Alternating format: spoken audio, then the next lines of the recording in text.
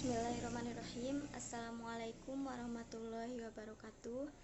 Perkenalkan, nama saya Yuli Siti Hindana. Saya mahasiswa UIN Sunan Gunung Jati Bandung, jurusan Matematika, Fakultas Sains dan Teknologi semester 6. Di sini saya akan menjelaskan materi mengenai metode smoothing pada metode peramalan untuk memenuhi tugas mata kuliah Inventory Control. Seperti yang sudah dijelaskan sebelumnya mengenai metode peramalan yang dibagi ke dalam dua model, yaitu model kualitatif dan model kuantitatif. Model kuantitatif dibagi lagi ke dalam dua bagian, yaitu time series dan kausal. Kemudian di sini yang akan difokuskan yaitu ke dalam time series ada terbagi ke dalam dua, yaitu regresi dan smoothing. Nah, di sini saya akan lebih menjelaskan mengenai smoothing yang dibagi ke dalam dua bagian, yaitu ada moving average dan exponential smoothing. Langsung saja.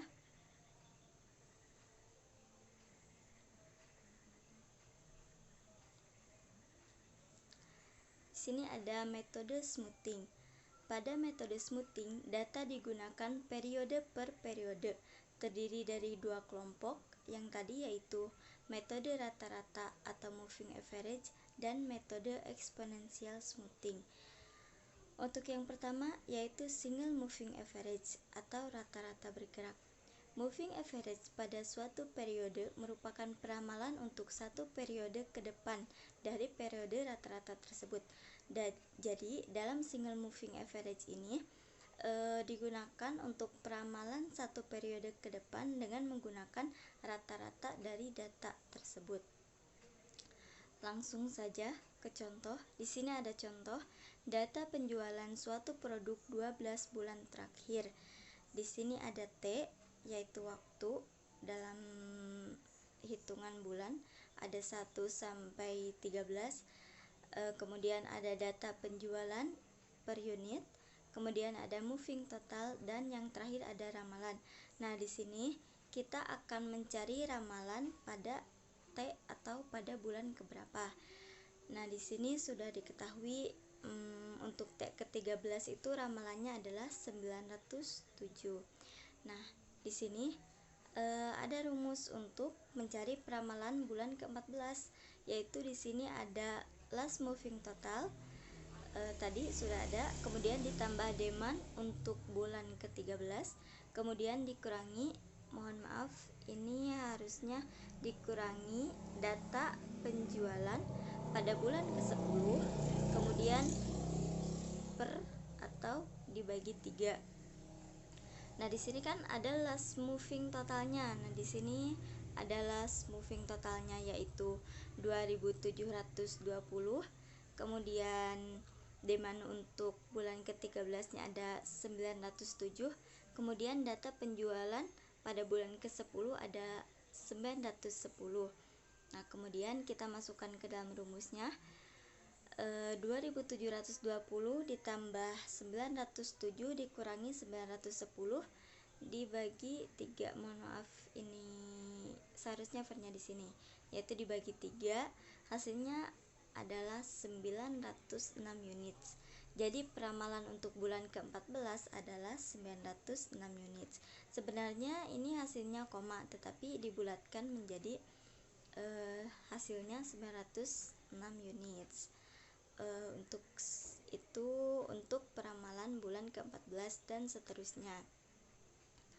Kemudian lanjut bagian kedua yaitu linear moving average.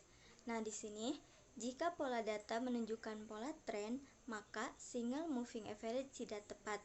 Nah, jadi yang tadi tidak tepat, harusnya yang lebih tepat yaitu dengan menggunakan linear moving average.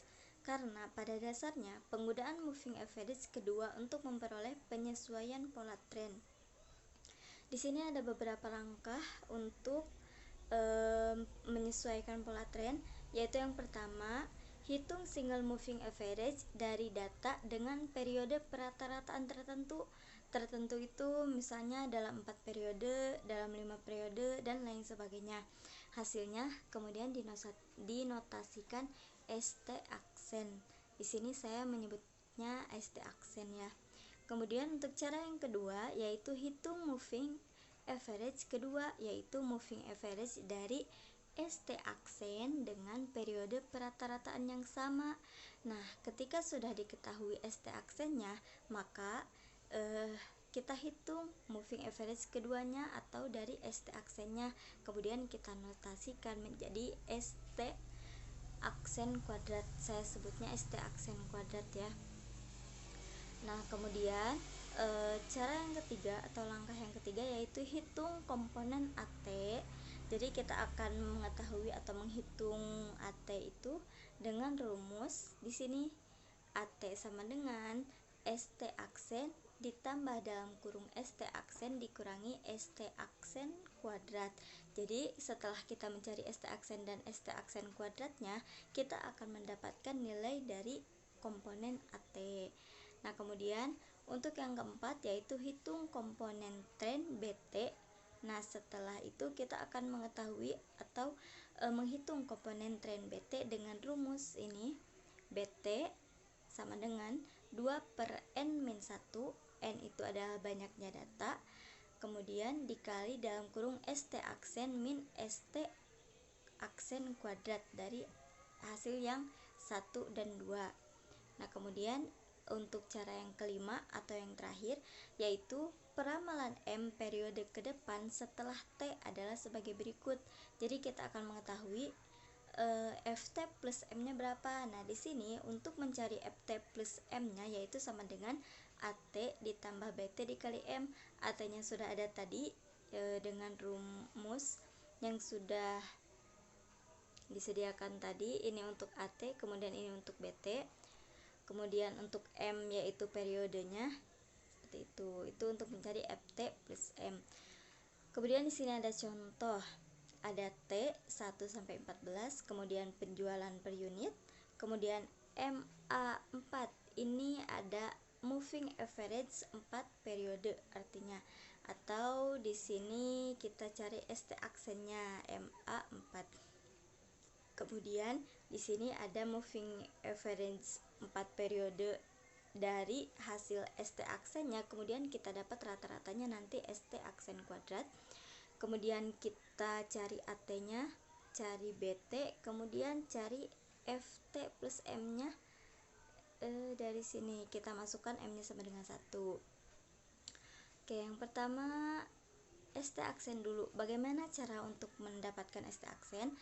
Itu karena moving average 4 periode, maka kita jumlahkan dari penjualan 4 periode.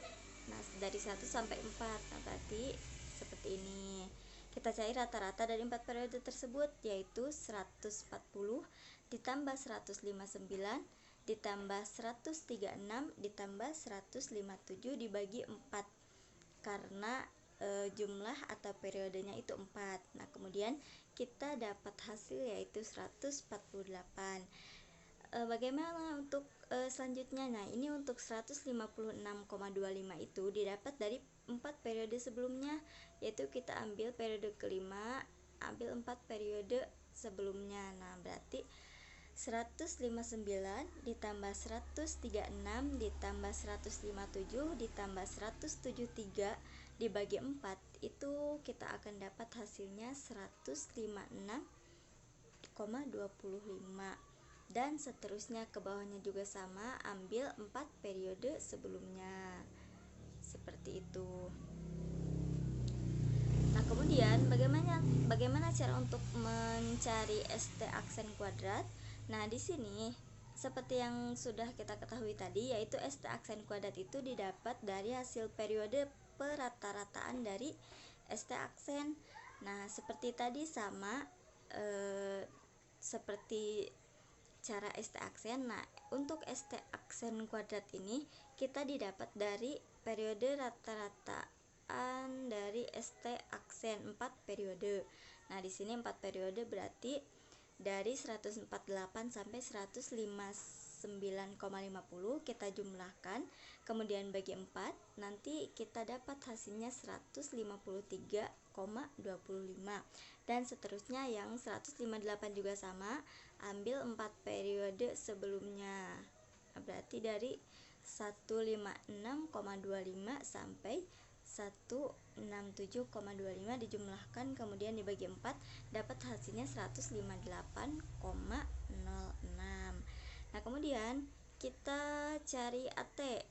Tadi rumus AT itu ini ya, AT itu sama dengan ST aksen ditambah dalam kurung ST aksen min ST aksen kuadrat. Nah, berarti ST aksen ditambah dalam kurung ST aksen dikurangi, berarti AT sama dengan ST aksen ditambah dalam kurung ST aksen min ST aksen kuadrat. Nah, di sini ST aksennya kan yang pertama ini 148 ditambah dalam kurung 148 dikurangi 153,25. Nah, kita dapat nanti hasilnya 165,75 didapat dari rumus yang ini, rumus untuk mencari AT. Kemudian untuk mencari BT tadi yaitu ini ya, sama dengan 2 per n-1. N-nya itu banyaknya data, di sini banyaknya data itu 14, kemudian dikurangi 1, dikurangi 1, kemudian dikali dalam kurung ST aksen min ST aksen kuadrat, seperti itu. Nanti kita dapat BT yaitu 4,17. Nah, setelah dapat AT dan BT, kita cari FT plus M nya, yaitu dengan cara AT plus BT berarti 165 ditambah 4,17 dikali M, M nya itu ada 1. Nah, kita dapat 169,91 dan seterusnya, memakai cara yang sama seperti tadi. Berarti kalau yang kedua 176, berarti 176 ditambah 6,13 dikali 1, hasilnya 182,56 dan seterusnya ke bawahnya juga. Itu untuk linear moving average. Kita lanjut untuk selanjutnya, yaitu single exponential smoothing. Di sini single exponential smoothing itu digunakan untuk peramalan jangka pendek dengan dasar pemikiran, yaitu nilai ramalan pada periode T plus 1 merupakan nilai aktual pada periode T ditambah dengan penyesuaian yang berasal dari kesalahan nilai ramalan yang terjadi pada periode tersebut. Jadi di dalam peramalan pasti terdapat kesalahan, tetapi ketika ramalan tersebut benar, itu dengan kesalahan yang sangat minim atau yang sangat kecil gitu. Kesalahan pasti terjadi, tapi sebisa mungkin harus sekecil mungkin nilai kesalahan tersebut. Itu. Nah, kemudian di sini ada FT plus 1 sama dengan FT plus alpha dikali dalam kurung ST min FT. Nah, di sini permasalahannya yaitu inisialisasi. Nilai awal F1 nya berapa, kemudian harga alpha atau parameter smoothingnya berapa. Nah, itu untuk permasalahannya. Nah, di sini kita akan mendapatkan F1 menuju nilai X1 atau nilai rata-rata 4 sampai dengan 5 XT pertama. Nah, di sini kemudian nilai alpha itu adalah alpha kurang dari 1 dan alpha lebih besar dari 0. Kemudian kita dapat modifikasinya, modifikasi yaitu DT plus 1 aksen sama dengan alfa dikali dt ditambah dalam kurung 1 min alfa dikali dt aksen. Untuk lebih paham lagi, kita langsung ke contoh. Di sini ada T atau dt ya untuk waktunya. T-nya itu ada 1 sampai 12. Kemudian ada dt-nya yaitu 30, 20 sampai ke terakhir 35. Nah, di sini kita ambil jika alfa 0,1. Kenapa 0,1? Karena tadi alfa itu adalah alfa kurang dari 1 dan alfa lebih besar dari 0. Jadi kita ambil alfa dari nilai tersebut, jadi kurang dari 1 dan lebih besar dari 0. Nah, di sini kita ambil alfa itu sama dengan 0,1. Kemudian kita cari D1 aksennya, yaitu D1 dt plus 1, t-nya 0, berarti 0 tambah 1 berarti 1. D1 sama dengan 30 dari sini. Nah, D1 kita dapat 30. Kemudian D2 aksen itu yaitu sesuai dengan rumus yang tadi, rumus yang dt plus 1 yaitu alfa kali dt plus 1 min a dikali dt aksen. Nah, di sini ada alfanya, kemudian alfanya 0,1, kemudian D1 aksennya itu 30 dari sini. Kemudian ditambah 0,9. 0,9 dari mana?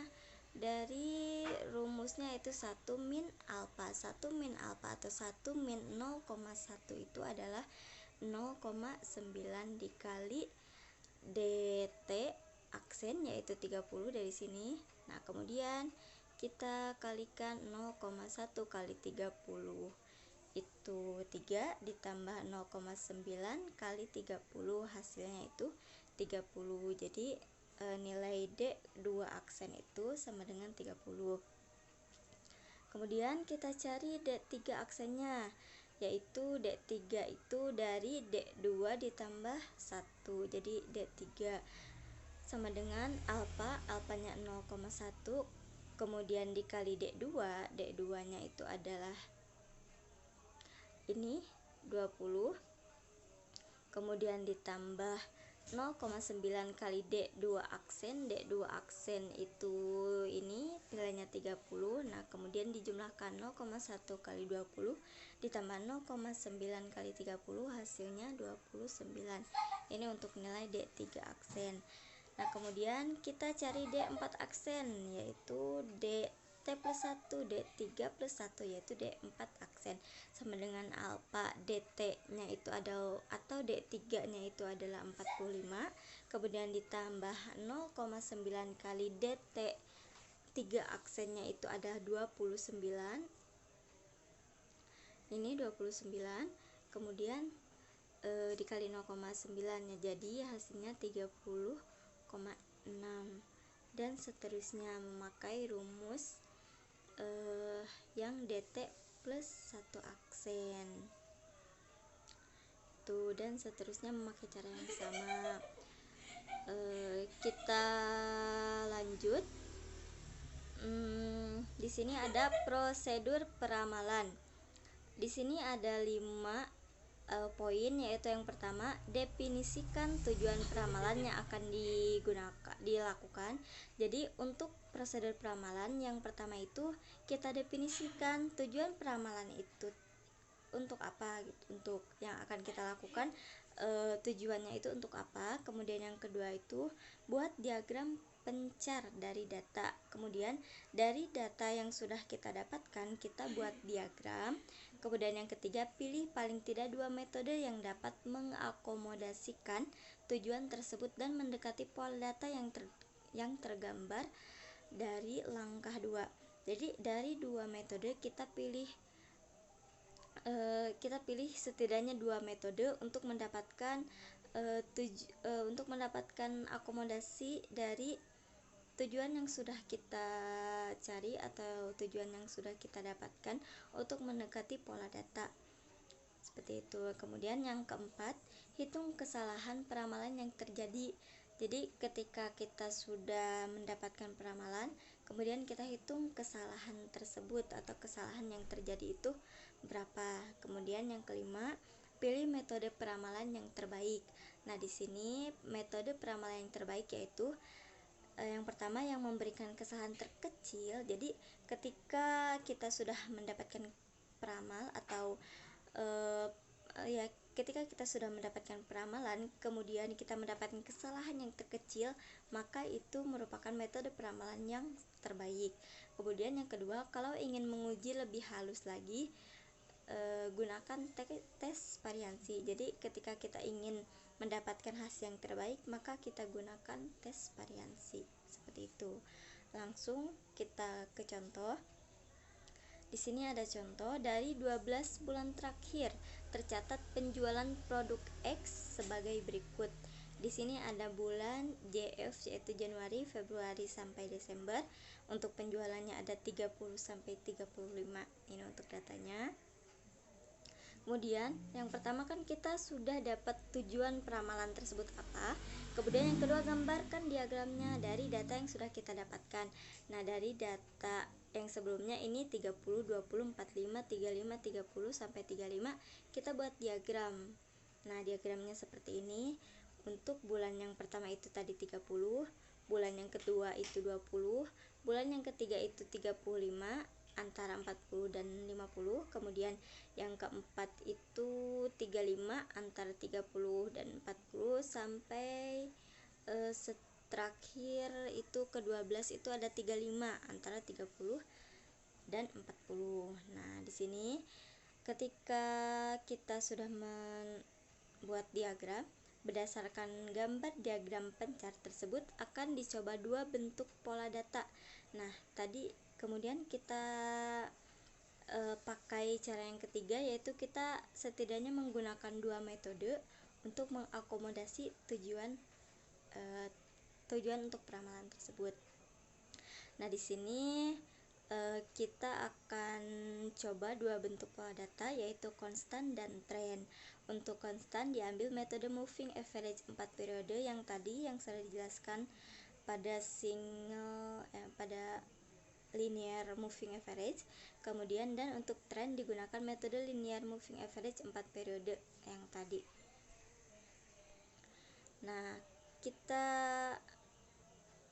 menggunakan metode yang pertama, yaitu moving average 4 periode. Di sini ada data yang tadi ya, dari bulan Januari sampai bulan Desember atau T12. Kemudian moving average 4 periode. Nah, di sini ada 32,50 itu adalah hasil dari penjumlahan 4 periode dibagi 4 atau rata-rata dari 4 periode data tersebut. Kita dapat 32,50. Kemudian yang 32,50 juga sama, kita ambil 4 data sebelumnya seperti ini. Berarti kita nanti dapat 32,50. Kemudian itu untuk MA moving average 4, kemudian ke bawahnya dan seterusnya menggunakan cara yang sama, menjumlahkan 4 periode sebelumnya dibagi 4. Kemudian untuk ramalan juga sama, ramalan itu 32,50. jadi kita ambil ini ditarik ke bawah sampai 48,75. Ini untuk peramalan bulan ke-5 itu 32,50, kemudian yang ke-5 32,50 dan yang ke-13 itu 48,75 untuk keramalannya. Kemudian untuk di sini kita dapatkan hasil dari 30, dari di sini 30 dikurangi 32,50 itu hasilnya min 2,50. kemudian yang kedua juga dari 60 dikurangi 32,50 hasilnya 27,50. kemudian 40 dikurangi 42,50 hasilnya 0,250, kemudian 50 dikurangi 41,25 itu 8,75. Jadi nilai E ini adalah kita tuliskan ya, E sama dengan data dikurangi R, data dikurangi ramalan itu. Nah, kemudian ini untuk E kuadrat, yaitu hasil dari kuadrat yang E ini, min 2,50 dikuadratkan hasilnya 6,25, kemudian 27,50 dikuadratkan hasilnya 756,25, seperti itu. Nah, kita dapatkan hasil akhir dari E kuadrat yaitu 1415,62. Itu untuk moving atau metode moving average 4 periode. Nah, kemudian kita pakai cara yang kedua, metode kedua, yaitu linear moving average 4 periode. Sama seperti yang sudah dijelaskan tadi, ada MA 4 periode, ST aksen, kemudian ST aksen kuadrat, kemudian AT, BT, FT plus M, E sama yang tadi ya, E kuadrat. Nah, di sini ST aksen itu dari hasil dari 4 penjumlahan data dibagi 4, hasilnya 32 dan seterusnya. Kemudian ST aksen didapat dari jumlah 4 periode ST aksen dibagi 4, hasilnya ini. Kemudian AT itu didapat dari ST plus ST min ST kuadrat, hasilnya 45,31. Kemudian BT itu dari 2 tadi, 2 per N-1 dikali dalam kurung 32,50 dikurangi 37,19 itu hasilnya 2,71 untuk BT nya. Kemudian untuk FT plus M itu tadi ada rumusnya AT plus BT dikali M. Nah, dapat hasilnya 48,02. Jadi dikalikan AT-nya 45,31, kemudian ditambah 2,71 dikali M. M-nya itu M sama dengan 1 ya tadi. Nah, sudah jelas kan, bisa kita lihat 45,31 ditambah 2,71 itu hasilnya 48,02. Itu untuk FT plus 1. Kemudian untuk E nya, untuk mohon maaf, untuk E nya sama, dari data dikurangi ya, untuk E nya dari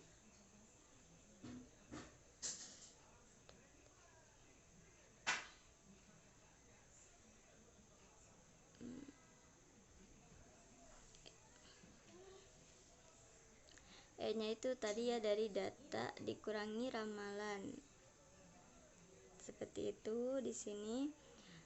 Jadi 50 dikurangi FT plus M, 50 dikurangi 48,002 hasilnya 1,98. Jadi untuk rumus E di sini kita tuliskan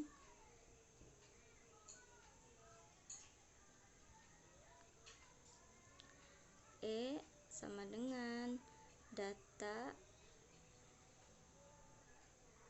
dikurangi FT plus M.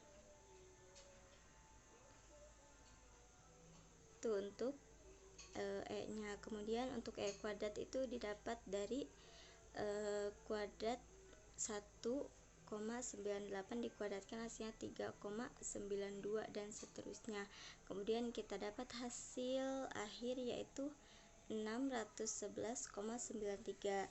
Ini untuk metode kedua, linear moving average 4 periode. itu ya untuk 3 langkahnya. Nah kemudian kita cari SEE data berpola tren atau lebih kecil, sehingga ramalan permintaan untuk 12 bulan mendatang sebagai berikut. Nah tadi FT plus M sama dengan 47,56 dikurangi 0,79 M. Nah bulan ke-13 dapat 46,77, kemudian bulan tadi bulan ke-13 itu FT-nya 46,77, kemudian bulan ke-14 itu FT-nya 45,98, kemudian untuk bulan ke-15 nya itu FT sama dengan 45,19. Itu. Kemudian untuk selanjutnya di sini ada rumus MR atau metode ramalan sama dengan sigma N I sama dengan 2 MRT dibagi N-1.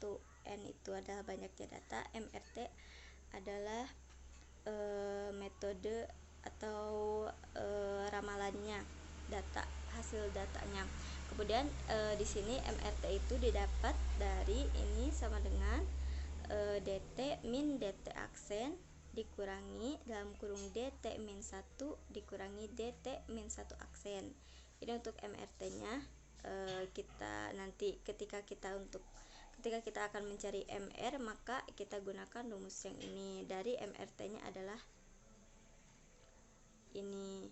Nah, kemudian di sini dari MRT itu dari DT min DT aksen itu kita dapat ET, kemudian DT min 1 min DT min 1 aksen itu kita dapatkan ET ini, ET min 1. Itu untuk rumus MR. Nah, kemudian di sini ada BA. BA di sini adalah batas atas atau UCL.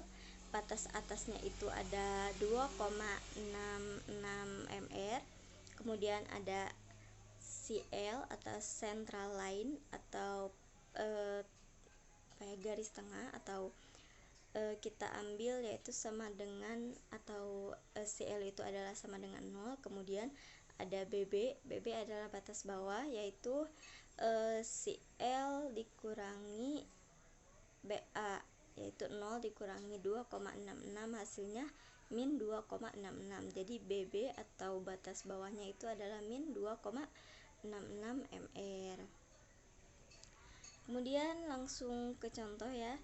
Kita dari data yang sudah dijelaskan yang minggu lalu, dari data yang lalu itu didapat DT aksen sama dengan 29 plus 2T. Itu dalam materi regresi linear. Di sini ada T yaitu 1 sampai 12, kemudian ada DT, data yang sebelumnya masih sama. Kemudian DT aksennya didapat 31, itu rata-rata dari DT. Kemudian ada DT min DT aksen, yaitu hasil dari DT min DT aksen, yaitu min 1 dan seterusnya. Kemudian kita dapat MRT-nya dari DT sama DT aksen. Kita dapat 12 dari ini dikurangi ini, kemudian ditambah ini, kurangi ini. Itu untuk MRT-nya. Kita dapat hasil akhirnya itu 171. Kemudian kita masukkan ke rumus yang tadi MR, yaitu sama dengan 171 itu didapat dari hasil akhir MRT, kemudian dibagi N-nya itu adalah banyaknya data 12 dikurangi 1, itu hasilnya adalah sama dengan 15,5. Nah, setelah kita dapat MR, maka kita cari batas atas dan batas bawahnya yang sudah tadi sudah ada nilainya, yaitu 2,66 sama min 2,66. Berarti tinggal kan tadi MR-nya nggak diketahui. Nah, sekarang sudah diketahui, tinggal dikalikan 2,66 dikali 15,5 itu hasilnya 41,23. Kemudian untuk batas bawahnya itu sama dengan min 2,66 dikali 15,5 hasilnya sama ya, cuman beda plus sama min, Berarti di sini hasilnya batas bawahnya itu min 41,23. Nah, setelah itu kita dapatkan grafik dari hasil yang tadi. Nah, di sini ada batas atas itu tadi 41,32 yang sudah dijumlahkan. Kemudian di sini ada batas bawah min 41,23.